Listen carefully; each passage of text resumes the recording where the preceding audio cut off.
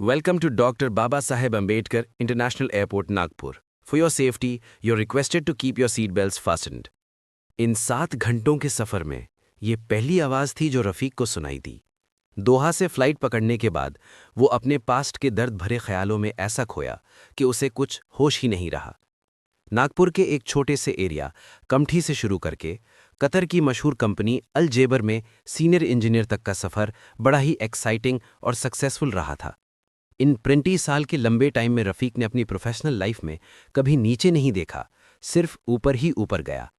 दौलत कतारी रियाल में कमाई, जो इंडिया आकर कई गुना बढ़ गई। आज उसका एक शानदार बंगला है, फार्म हाउस है, 10 प्लॉट हैं, लग्जरी गाड़ियां हैं। मतलब ऐशोराम का हर वो सामान जो दुनिया के लिए ज़रूरी है, उसने जमा कर लिया है। इसके आगे अगर वो कोई काम ना भी करे, तब भी उसे किसी चीज़ की कमी नहीं होगी। हिंदुस्तान में बनाई गई ये सारी प्रॉपर्टी पिछले 5 सालों में ही खड़ी हुई है। तो क्या उसके पहले के 15 सालों में उसने कुछ कमाया ही नहीं था? कमाया था, जरूर कमाया था, लेकिन सब कुछ दोहा और उसके आसपास इन्वेस्ट कर रखा था। लॉ नंबर 17 ऑफ 2004 के हिसाब से कोई भी इंसान जो कतर का सिटीजन नहीं है, देश के कुछ खास हिस्सों में प्रॉपर्टी खरीद सकता है या लीज पर ले सकता है। इसी कानून का फायदा उठाते हुए रफ़ीक ने अल साद में एक 6 बेडरूम का घर लीज पर ले रखा था। यहाँ लग्जरी की हर फैसिलिटी मौजूद थी, स्विमिंग पूल, टेनिस कोर्ट, घर के पीछे एक बड़ा सा लॉन जिसे गोल्फ कोर्स की तरह भी यूज किया जा सकता था। नेचुरल स्टोन की दीवारों से बना किसी फेरी टेल के महल जैसा घर। घर के अंदर के हिस्सों को ट्रेडिशनल और मॉडर्न चीज़ों से सजाया गया था। घर को पूरी तरह घूमने के बाद जो पहला ख्याल दिल में आता था कि हो ना हो यहाँ रहने वाला शख्स ज़रूर किसी अरबी शेख की तरह लाइफ जीने की ख्वाहिश रखता है। पर महंगी चीज़ों की सजावट से या किसी महल का इल्यूजन क्रिएट करने वाली बिल्डिंग से क्या सच में घर बनता है? घर तो बनता है उसमें बसने वाले लोगों से, लेकिन रफ़ीक के सपनों का महल तो कभी घर की तरफ बस ही ना पाया, हमेशा उजड़ता ही रहा। जितनी बार उसने घर को बसाने की कोशिश की, सिर्फ फेलियर हाथ लगी। इस हद तक फेलियर कि दोहा छोड़ने का फैसला कर लिया। दोहा में रहते हुए रफ़ीक ने 3 बार शादी की, उनमें से एक भी ना चल सकी। 6 बार बच्चों की खुशखबरी मिली, फिर भी उसकी बाहें उन्हें समेटकर सीने से लगाने की आस में तड़पती रहीं। बच्चों के लिए उसके दिल में कितनी मोहब्बत थी, ये बात किसी से छुपी नहीं थी। लेकिन जब खुद के बच्चे पर वही मोहब्बत लुटाने की बारी आती, उसके हाथ नन्ही नन्ही उंगलियों को थामने के लिए तरस कर रह जाते। खुदा के करिश्मे से तैयार होती नन्ही सी जान की धड़कन उसके कानों तक पहुंचने से पहले ही कहीं गुम हो जाती। उसकी सारी कोशिशें जब बेकार हो जाती, उसे एक माँ की कोख बेजान गोश्त का टुकड़ा महसूस होने लगती। इस तरह मानो वो कोई बंजर ज़मीन हो जिस पर कोई बीज फूट नहीं सकता। बच्चे की चाहत में जब वो आपे से बाहर हो जाता, अपनी वाइफ को बांझ होने का ताना मारने लगता। शायद इससे बड़ी कोई और गाली ना होगी एक ऐसी औरत के लिए जिसे मेडिकल साइंस ने नॉर्मल कहा हो। इसके बाद तो मियाँ बीवी का रिश्ता धीरे धीरे टूटने लगता। दोनों के बीच मोहब्बत का अंजाम ये जैसे कोई वाइल्ड गेम खेला जा रहा हो। बात डिवोर्स तक पहुंच जाती और डिवोर्स हो जाता। कमोबेश तीनों शादियों का एंड एक जैसा ही रहा। इस बर्बादी का असली जिम्मेदार कौन है? रफ़ीक जब जब इस सवाल का जवाब ढूंढने की कोशिश करता, किसी नतीजे पर नहीं पहुंच पाता। दिल और दिमाग के बीच कभी ना खत्म होने वाली एक जंग छिड़ जाती। दिमाग हमेशा लॉजिक की बात करता कि जब उसमें कमी नहीं, उसकी वाइफ में कमी नहीं, फिर वो औलाद से दूर कैसे हो सकता है? जबकि दिल लॉजिक से परे बात करता। जो खुदा दिखता नहीं मगर है, इस बात का ऐलान हर ईमान वाला करता है। तो हो ना हो जरूर कोई ऐसी चीज है जो लॉजिक से अलग है और वही इस बर्बादी की वजह भी है। ऐसा तो नहीं है जिनकी औलाद नहीं होती उनकी शादियां नहीं चलती, बिल्कुल चलती हैं। लेकिन वहां एक दूसरे की केयर का जज्बा और आपसी मोहब्बत हर चीज पर हावी होती है। और यहाँ तो औलाद की मोहब्बत सब पे हावी थी। इतनी हावी कि जो औरत बच्चा ना दे सकी, उसे एक पल भी बर्दाश्त करना मुश्किल हो जाता। इस नाकामी की कहानियां उसके आलीशान महल की दीवारें यूं चीख चीख कर सुनाने लगतीं कि रफ़ीक का कलेजा किसी अनजान डर से फटने लगता। रात रात भर आंखों से नींद गायब रहती। जाग जाग कर थक चुकी आंखों को जो कभी झपटी लग जाती, एक अजीब सी डरावनी हंसी उसे भी छीन लेती। सुकून की तलाश में रफ़ीक यहाँ वहाँ भटकता फिरता, कई कई दिन घर नहीं जाता। ये सिलसिला आज से नहीं, जब उसकी पहली शादी हुई थी तब से चला आ रहा था। अक्सर वो ख्वाब में देखता, एक काला निशान है, बिल्कुल एक छोटे से पार्टिकल के बराबर, जो लगातार बढ़ता जा रहा है रफ़ीक की जिंदगी के आसमान पर। रोशनी के एक एक सोर्स को निगलते हुए, उसकी हर खुशी को छीनते हुए बढ़ता जा रहा है। यहाँ तक कि रोशनी का नामो निशान भी बाकी नहीं रहता। ठीक उसी वक्त किसी की डरावनी हंसी से रफ़ीक की रूह कांप उठती है। खुद को बचाने के लिए वो वहां से भागना चाहता है, मगर उसके हाथ पांव बिस्तर पर इस तरह जम चुके होते हैं कि डर से उसका कलेजा तो बाहर आ सकता है, पर वो वहां से हिल नहीं सकता। इस अनबेरेबल हालत में वो अपने खुदा को बड़ी बेबसी से याद करता है। फौरन उसकी नींद खुल जाती है। चारों तरफ रोशनी, सुकून और हल्कापन छा जाता।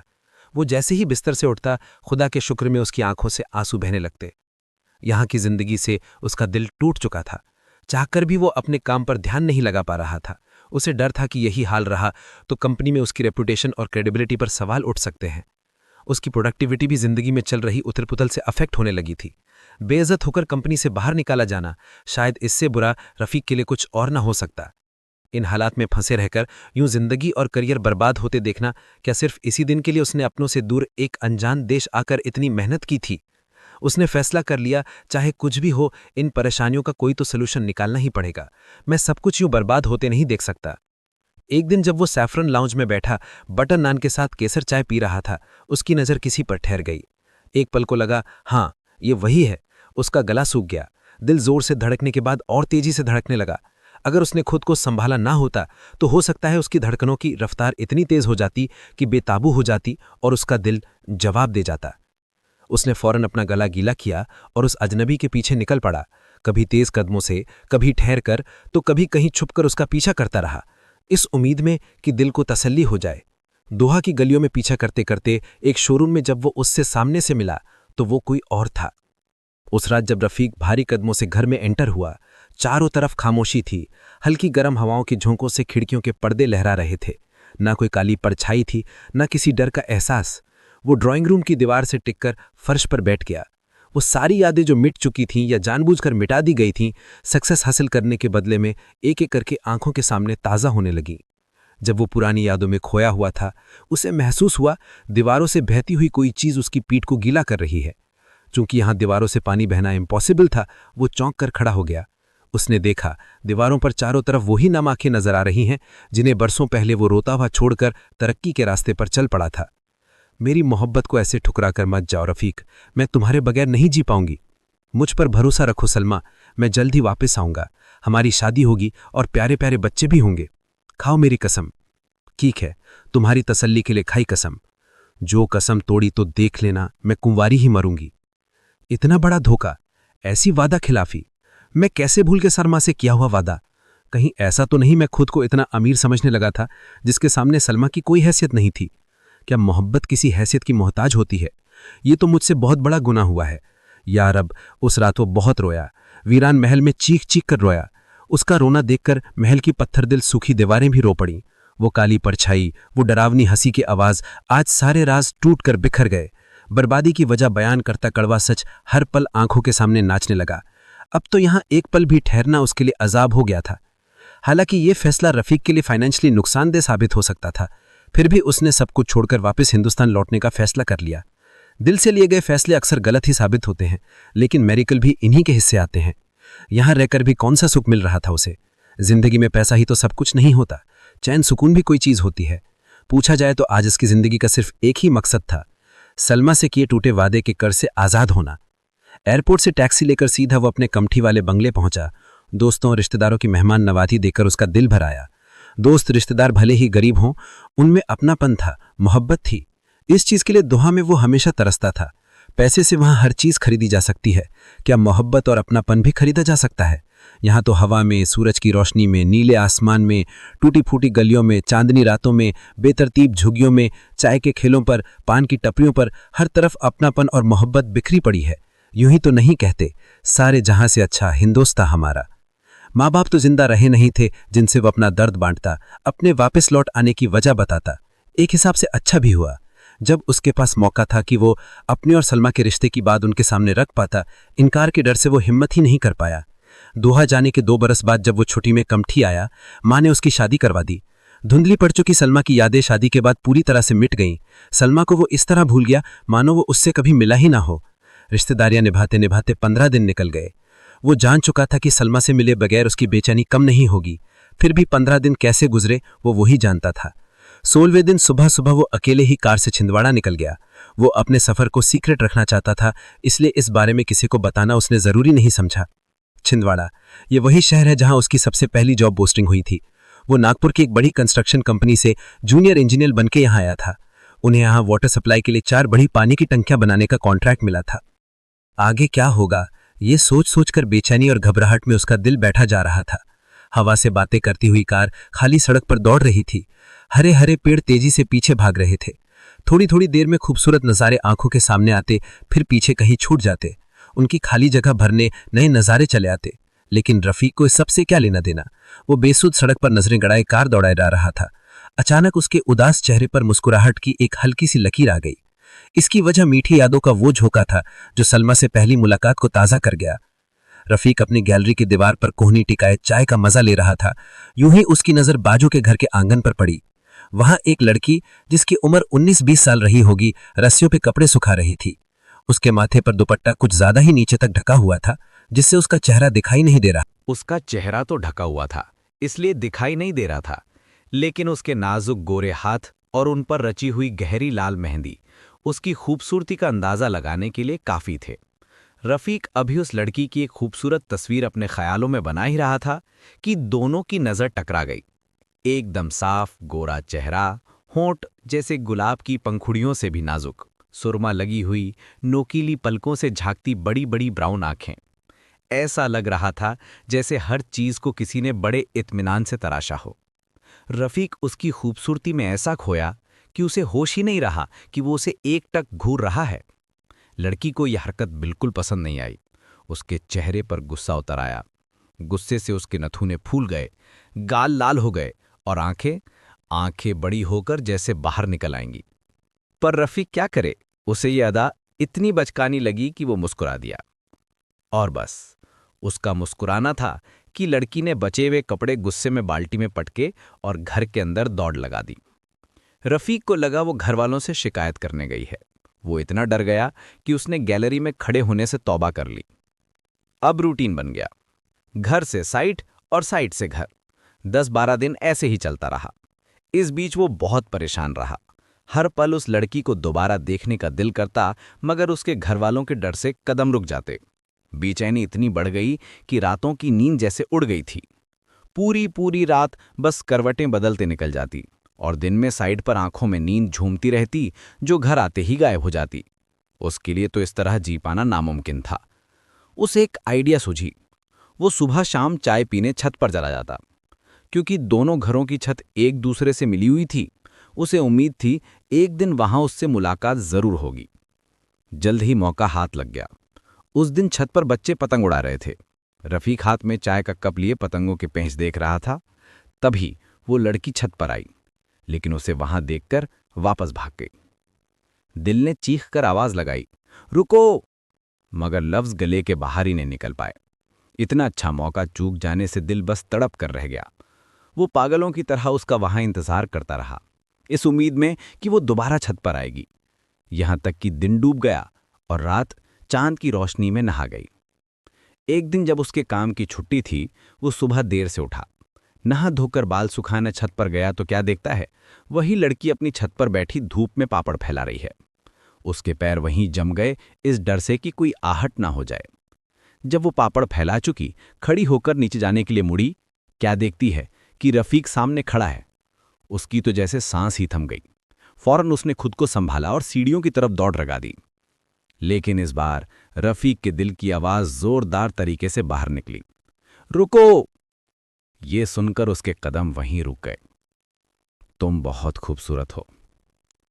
ये सुनकर उस लड़की के दिल की क्या हालत थी ये तो पता नहीं, मगर इन शब्दों को बोलने के बाद रफीक के दिल का बोझ जरूर हल्का हो गया था। उसकी जगह एक मीठे से दर्द ने ले ली थी। एक ऐसा दर्द जो तकलीफ नहीं देता था बल्कि सुकून पहुंचा रहा था। रफीक की बात सुनकर वो लड़की ना गुस्सा हुई ना वहां से भागी। वो तो बिना जवाब दिए आहिस्ता आहिस्ता सीढ़ियों से नीचे चली गई। इस तरह छुप छुप कर मुलाकातों का सिलसिला शुरू हुआ और दोनों की मोहब्बत परवान चढ़ी। कार के शहर में एंटर होते ही सबसे पहली चीज जिस पर उसकी नज़र ठहरी वो थी पानी की टंकी। हमारी बनाई हुई पानी की टंकी, ये कहते हुए अपने आप गर्व का एहसास पैदा हो जाता था। पर दिमाग में एक ही सवाल घूम रहा था, क्या सच में, जैसा कि उसने कहा था, वो मेरा इंतजार कर रही होगी? ये सवाल अपने आप में बचकाना भी था और हैरान करने वाला भी। बचकाना इसलिए कि इतने सालों बाद एक बेवकूफ़ या पागल ही होता जो इस बारे में कोई उम्मीद रखेगा, और हैरान करने वाला इसलिए कि खुदा की कुदरत जो ना कराए सो कम है।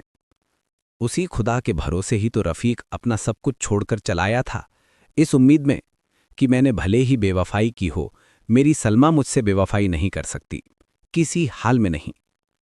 होटल जाते जाते बेचैन दिल के हाथों मजबूर होकर कार का स्टीयरिंग खुद ब खुद बेल बाजार की तरफ मुड़ गया। ये वही जगह है जहां सलमा का घर था और रफ़ीक उसके पड़ोस में किराएदार था। जैसे जैसे कार आगे बढ़ रही थी, बेचैनी और डर से दिल बैठा जा रहा था। वो बार बार रुककर गहरी सांसें ले रहा था। बेल बाजार में एंटर होते ही उसने कार के काले शीशे चढ़ा लिए। उसे डर था कहीं कोई पहचान न ले। ये डर बेवजह था, क्योंकि पिछले 20 सालों में सब कुछ बदल चुका था। कहीं पुरानी इमारतों की जगह नई बिल्डिंग्स ने ले ली थीं, या फिर जो बदलाव की दौड़ में पीछे छूट गई थी, वहां रहने वालों के चेहरे जाने पहचाने नहीं रहे थे। सलमा के घर के सामने से गुजरते हुए उसने देखा, ये चौल आज भी वैसी ही है जैसी वो छोड़कर गया था। वहां आंगन में धूप सेकते हुए एक औरत कुर्सी पर पैर ऊपर किए बैठी थी, जिसके बाल कोई दूसरी औरत संवार रही थी। पहली औरत को देखते ही रफ़ीक पहचान गया वो कौन है, लेकिन उसने सब्र से काम लेना बेहतर समझा और वहां से लौट आया। सलमा को देखकर एक तरफ वो खुश था तो दूसरी तरफ दिमाग में उठ रहे सवालों ने उसे परेशान कर रखा था। रात भर नींद आंखों से गायब रही। वैसे भी जब मंजिल करीब हो, नींद किसे आती है। होटल के कमरे में परेशान हाल टहलते टहलते जब वो थक गया तो कुर्सी पर जा बैठा। आंख लगी ही थी कि सुबह अजान की आवाज से उसकी आंख खुल गई। खुदा का नाम सुनते ही एक उम्मीद की किरण नजर के सामने झिलमिलाने लगी। ऐसा अगर हो गया तो समझो मंजिल तक पहुंचने का जरिया मिल गया, उसने अपने आप से कहा। फौरन वुजू बनाया और नमाज पढ़ने बेल बाजार की मस्जिद की तरफ निकल गया। ये देखकर उसकी खुशी का ठिकाना नहीं रहा कि वहां के इमाम वही हैं जो 20 साल पहले थे।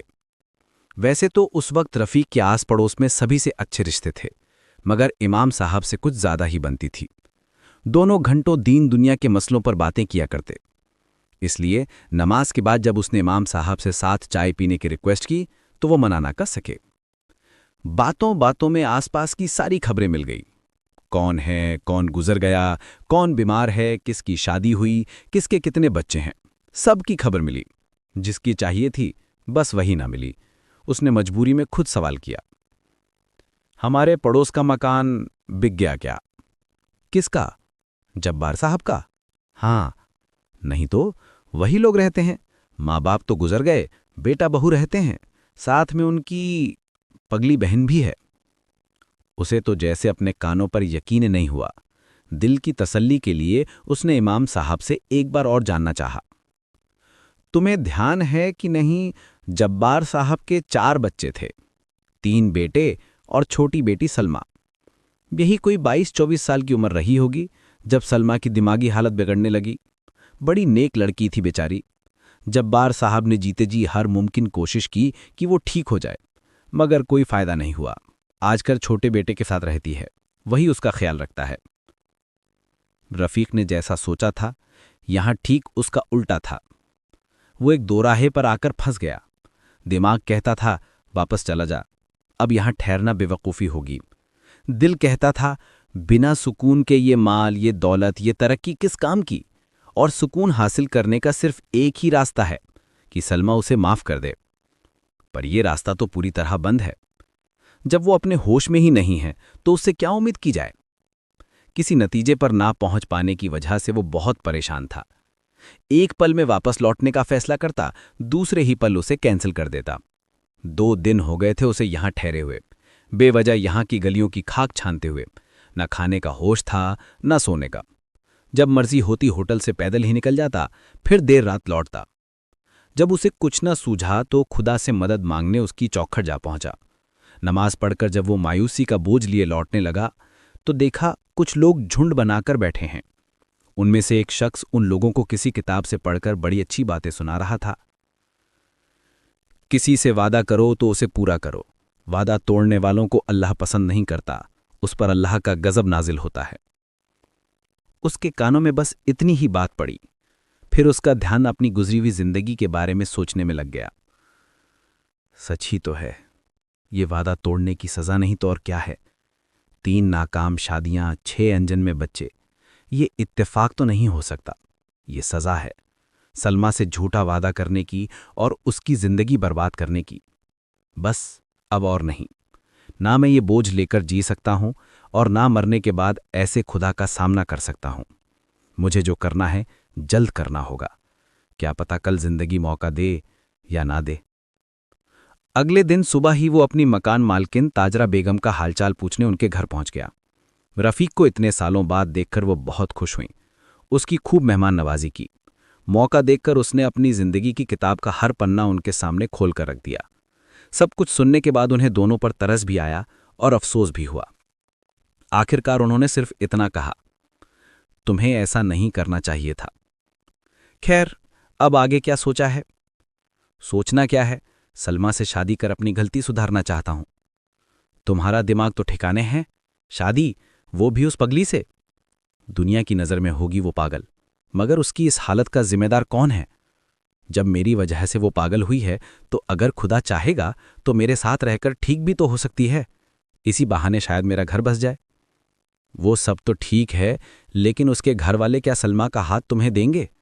पूछेंगे नहीं कि दुनिया में क्या लड़कियों का अकाल पड़ गया है जो तुम एक पगली से शादी करना चाहते हो? कहीं कोई गलत मंशा तो नहीं है सलमा से शादी को लेकर? मैं अपनी और सलमा की मोहब्बत की सच्चाई उन्हें बताऊंगा, और ये काम आपकी मदद के बिना मुमकिन नहीं। तुम ऐसा करके अपनी जान खतरे में डाल लोगे?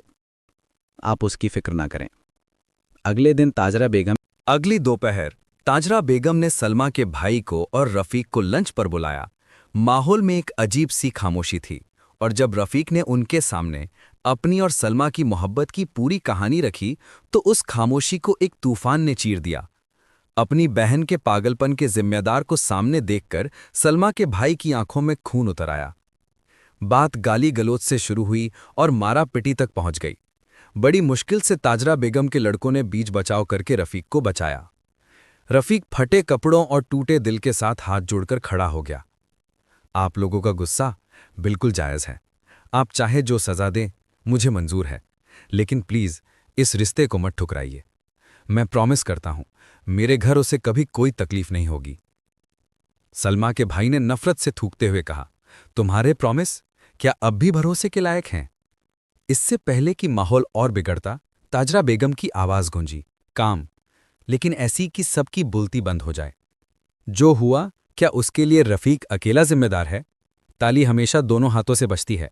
जितना रफीक जिम्मेदार है उतनी ही सलमा भी है। और जो हो चुका उसके बारे में अब सर पीटने से क्या हासिल होने वाला है? अगर तुम्हारी बहन का घर बस रहा है तो खुशी खुशी उसे विदा करो। अगर लड़के पर शक है तो इंक्वायरी करवा लो, कम ठीक कोई बहुत दूर तो है नहीं।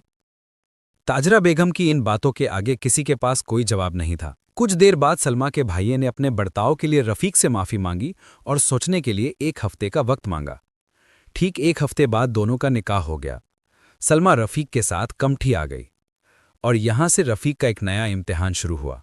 सलमा की केयर में रफीक ने दिन रात एक कर दिए। शहर के बेस्ट डॉक्टर से कंसल्ट किया। 24 आवर्स सलमा की देखभाल के लिए 3 शिफ्ट्स में केयरटेकर्स मौजूद रहती थीं। उसके खाने पीने का ध्यान रखने के लिए एक डाइटिशियन सुबह शाम उसके पास रहता, और हर संडे रफीक उसे बाहर खुली हवा में घुमाने ले जाता। वही पुरानी बातें, अपनी मोहब्बत के किस्से उसे फिर से सुनाता, और सलमा वो बस एक टक रफीक को घूरती रहती। ऐसा लगता जैसे वो कुछ बहुत जरूरी याद करने की कोशिश कर रही हो। 2 साल, पूरे 2 साल की लगातार कोशिशों के बाद सलमा की हालत में थोड़ा सुधार आने लगा। आज रफीक की शादी को 4 साल हो गए हैं। सीन एक नर्सिंग होम का है। वही जीजा साला जो एक वक्त एक दूसरे की जान लेने पर तुले थे, आज एक साथ खड़े हैं। बड़ी बेसब्री से इंतजार कर रहे हैं सलमा के घर एक नए मेहमान के आने का। सलमा ऑपरेशन थिएटर में है और इन चारों ने पूरे नर्सिंग होम को सर पर उठा रखा है। रफीक तो इतना बेताब हुआ जा रहा है जैसे उसे डर हो कहीं ये खुशी, इतनी मुश्किल से मिली ये खुशी उससे छिन न जाए। तभी ओटी का दरवाज़ा खुला। नर्स ने बाहर आकर मुस्कुराते हुए कहा, मुबारक हो, बेटा हुआ है। ये खुशखबरी सिर्फ इन चारों तक नहीं पहुंची, ऐसा लगा जैसे पूरे नर्सिंग होम में इसका अनाउंसमेंट करवा दिया गया हो। वहां मौजूद हर एक इंसान को मिठाई बांटी गई। रफीक लपक कर उस शख्स से मिलने दौड़ा जिसने उसे दुनिया की सबसे बड़ी खुशी दी थी, लेकिन नर्स ने उसे दरवाजे पर ही रोक लिया। रफीक ने दरवाजे के शीशे से अंदर झांका, अपनी सलमा को देखा, आंखों ही आंखों में इशारों से बातें कर लीं और इस कीमती तोहफे के लिए उसका शुक्रिया अदा किया। वहां से वो सीधा मस्जिद पहुंचा, 2 रकात नमाज शुक्राने की अदा की और अपनी बीवी और बच्चे के लिए अल्लाह से खूब दुआ मांगी। खुशी से झूमता हुआ जब वो मस्जिद से बाहर निकला तो उसे वहां कुछ भिखारी नजर आया। उसने अपना वॉलेट निकाला और उन सबको 2000 रुपीस के नोट बांटने लगा। पहले तो उन भिखारियों को यकीन ही नहीं हुआ। नोट असली या नकली ये परखने के लिए उन्होंने उसे खूब उलट पलट कर देखा। जब यकीन हो गया कि नोट बिल्कुल असली हैं, तो वो आपस में हंसी मजाक करते हुए बोले, लगता है पगला आ गया है साला।